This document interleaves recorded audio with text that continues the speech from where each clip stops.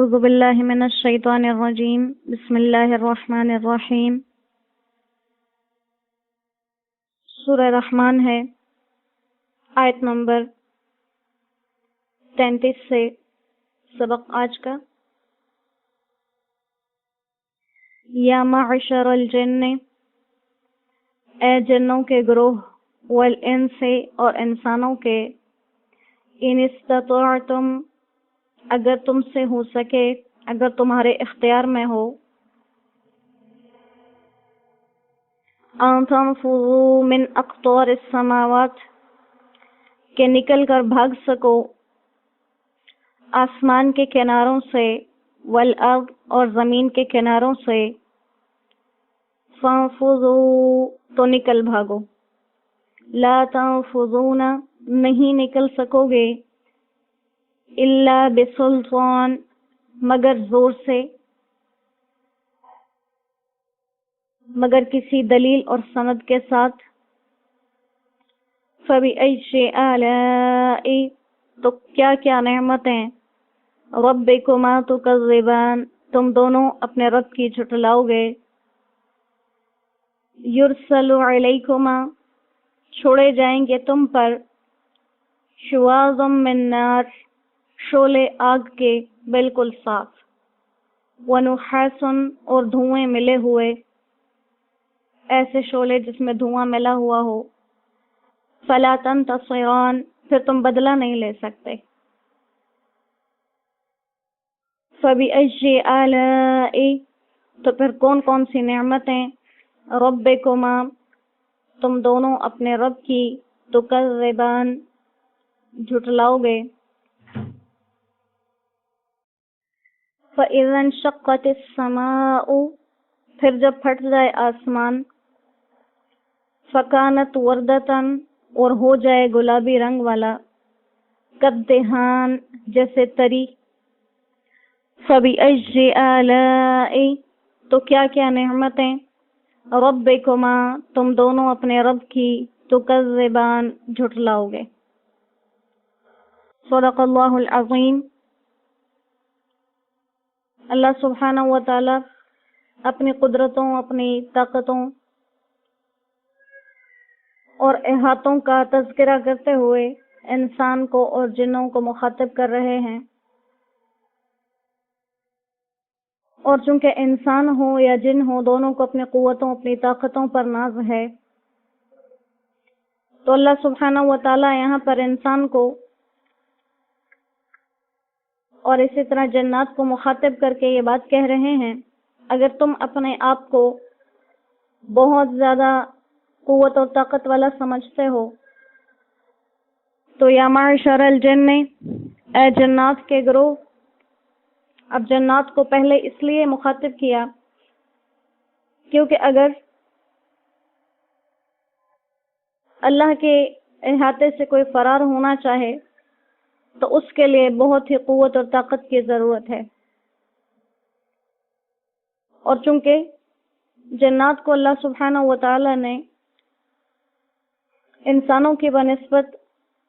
زیادہ قوتیں عطا فرمائی ہیں، تو اس لیے جنات کو پہلے ذکر کیا کہ اگر تمہیں کہیں یہ گمان ہو کہ ہم اللہ سے بھاگ جائیں گے اور اس سے بچ جائیں گے تو یہ ناممکن ہے۔ اب یہ بھاگنا اور بچنا دو قسم کا ہے، یا تو انسان موت سے بھاگنے کی کوشش کرے اور ملک الموت کے تصرف سے بچنا چاہے، یا میدان حشر سے بھاگنا چاہے اور حساب و کتاب سے بچ جائے۔ تو اللہ نے دونوں کی نفی کی کہ اپنی قوت کو آزما کے دیکھ لو، تم زمین آسمان کے اس دائرے سے باہر نہیں نکل سکتے۔ جتنی قوتیں، جتنی طاقتیں تمہارے اندر ہوں اس کو آزما لو، اور اس آزمائش کے نتیجے میں بھی تمہارے ہاتھ محض ناکامی ہوگی، اس سے زیادہ کچھ نہیں آئے گا۔ اب آیت میں اگر انسان کے فرار سے، موت سے فرار مراد لیا جائے، موت سے فرار مراد لینے کی صورت میں دنیا ہی مراد ہوگی کہ کسی کی طاقت اور قوت اتنی نہیں ہے کہ زمین آسمان کے حدود کو پھلانگ کر نکل جائے اور موت سے بچ جائے۔ اور ان حدود کو ذکر بھی صرف انسان کے سوچ اور خیال کے مطابق کیا گیا،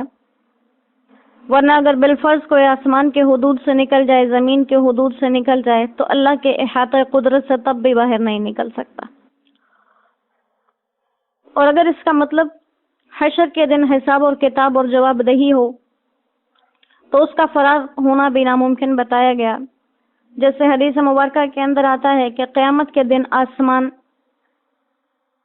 شق ہو جائے گا اور سب فرشتے زمین کے کناروں پر آ جائیں گے اور ہر طرف سے گھیر لیا جائے گا لوگوں کو۔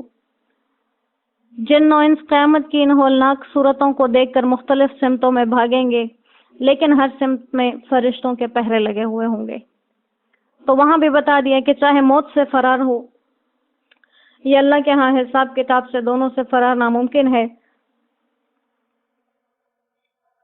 جب فرار ناممکن ہے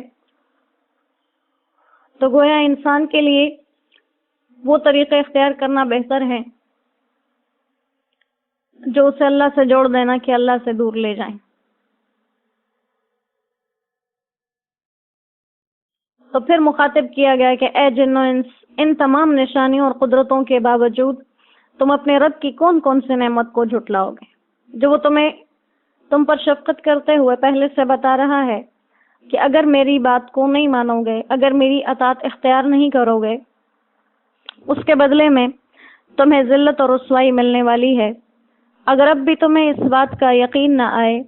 تو پھر یہ سراسر تمہارا اپنا خسارہ اور اپنا نقصان ہے۔ موجودہ دور میں زمین کی کشش سے باہر جا کر اور خلا میں سیارات وغیرہ کا جانا، یہ آسمان کے حدود سے باہر نہیں ہے، بلکہ یہ آسمان سے بہت ہی نیچے ہو رہے ہیں۔ لہٰذا اس کے اندر یہ بات نہیں آ سکتی کہ اس کا اس آیت سے تعلق ہو کہ انسان جو ہے وہ آسمان کے سطح سے نکل گیا۔ لہٰذا اگر کوئی ایسی دلیل دے کہ خلائی سفر پر جانا یہ آسمان اور زمین کے حدود سے نکل جانا ہو گیا مکمل، تو ایسا نہیں ہے۔ یہ آسمان کے حدود سے بہت ہی نیچے ہے، اور ان حدود کو پار کرنا تو دور کی بات، ان کے قریب پہنچنا بھی محال ہے۔ پھر اللہ سبحانہ و تعالیٰ فرما رہے ہیں حساب کتاب کے بعد کیا ہونے والا ہے کہ یرسل علیکما شواظ، تم پر بھیجے جائیں گے دھوئیں اور آگ۔ دو قسم کا ذکر کیا، ایک شواظ شین پہ ضمہ یعنی پیش کے ساتھ شواظ لفظ، تو یہ خالص آگ کے شعلے کو کہتے ہیں جس میں دھواں نہ ہو، اور نحاس اس دھوئیں کو کہتے ہیں جس میں دھواں زیادہ اور آگ کی روشنی کم ہو، یعنی جس میں آگ کی روشنی نہ ہو۔ تو یہاں پر مزید ایک عذاب کو ذکر کیا کہ آگ کے شعلے اور جہنم کا یہ دھواں چھوڑا جائے گا۔ اب یہ حساب کتاب کے بعد جہنم میں ڈالنے کے بعد بھی ہو سکتا ہے، تو اس میں دو طرح کے عذاب ہو گئے کہ کہیں پر آگ ہی آگ ہے اور شعلے ہی شعلے ہیں، دھوئیں کا نام نہیں، اور کہیں دھواں ہی دھواں ہے جس میں آگ کی روشنی نہیں۔ اور بعض لوگ کہتے ہیں کہ اس آیت کا تعلق پچھلی آیت مبارکہ سے ہے کہ پہلے تو تم آسمان و زمین کی حدود سے نکل نہیں سکتے، اور اگر تم کہیں ایسا ارادہ بھی کرو گے تو جس طرف بھاگ کر جاؤ گے آگ کے شعلے اور دھواں تمہیں وہیں پر گھیر لیں گے۔ اور کہا کہ یہ تم جب گھیرے جاؤ گے تو فلا تنتصران، پھر وہاں پر کسی کی مدد بھی تم تک نہیں پہنچے گی، مدد کر کے مصیبت سے نکالنے کے لیے بھی تمہیں کوئی نہیں آئے گا، چاہے مزید جنات آ جائیں یا انسان آ جائیں، وہ تمہیں اللہ کے اس عذاب سے نہیں بچا سکتے۔ تو غرض اللہ سبحانہ و تعالیٰ نے سورہ رحمان کے پہلے لفظ کو اپنی نعمتوں اور رحمتوں کے بیان سے شروع کیا، اور آہستہ آہستہ انسان کو آخرت کی طرف لے کے جا رہے ہیں کہ یہ دنیا برتنی بھی اور دنیا کے اندر رہنا بھی ہے، لیکن اس طرح سے رہنا ہے کہ آخرت کی تیاری کرنی ہے۔ کیونکہ ہم سمجھتے ہیں کہ زندگی یہ ہے جو ہم جی رہے ہیں، لیکن قرآن کریم کی آیات کے مطابق جیسے انسان دیکھے گا کہ وہ اس نے لحیاتی اپنی زندگی کے لیے آگے کیا بھیجا، تو اللہ حقیقتاً زندگی اس کو فرما رہے ہیں جو ہماری موت کے بعد شروع ہوگی۔ اللہ ہم سب کو بہترین زندگیاں عطا فرمائے جو موت کے بعد ہیں، اور یہ جس زندگی کے نقش خاکے میں ہم ڈھلے ہوئے کھیل رہے ہیں، اللہ ہمیں اس سے اپنی ہمیشہ والی زندگی کی خوبصورتی کے لیے استعمال کرنے والا بنائے۔ اور کہا کہ آسمان پھٹ جائے گا اور اس کا رنگ ایسے ہو جائے گا جیسے تیل کی تل چھٹ ہوتی ہے، جیسے مٹی کا تیل ہوتا ہے، اس کے نیچے جو گند وغیرہ رہ جاتا ہے ہلکے گلابی سے رنگ کا۔ تو کہا کہ تمہارے اوپر